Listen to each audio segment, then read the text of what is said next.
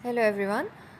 सो जब breast cancer का suspicion होता है तो या तो पेशेंट को अल्ट्रासाउंड करने को बोला जाता है या तो उन्हें मैमोग्राफी करने को बोला जाता है या एमआरआई करने को दिया जाता है।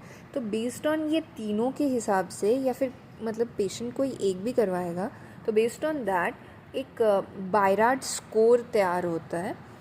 बायराड स्कोर बेसिकली बताता है कि पेशेंट कैंसरस दिख रहा है या कैंसरस नहीं दिख रहा है, जो भी मास है।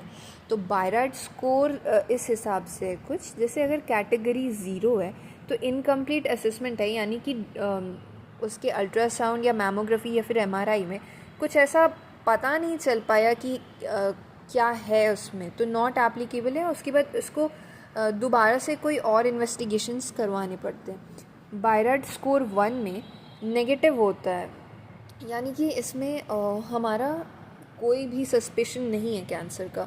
सो एसेंशियली 0% होता है और एनुअल स्क्रीनिंग इसमें करवाना पड़ता है। बायराड स्कोर 2 में बिनाइन फाइंडिंग है और इसमें कैंसरस नहीं है और एनुअल स्क्रीनिंग बस करवाना होता है।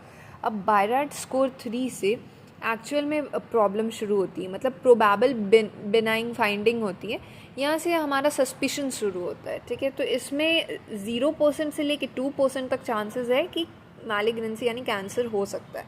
तो 6 monthly mammography for the next 2 years करवाते हैं। नाउ बायराड स्कोर 4 जो होता है, तो 4 3 पार्ट्स में बांटा गया है, 4A 4B 4C।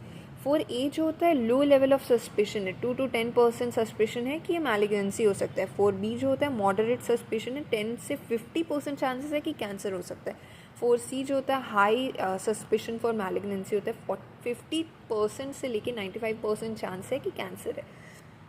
तो बायोप्सी इस 4 में ही हम लोग बायोप्सी करते हैं सारे केसेस में। 4 अगर बायराड स्कोर आया है तो बायोप्सी करनी है हमें।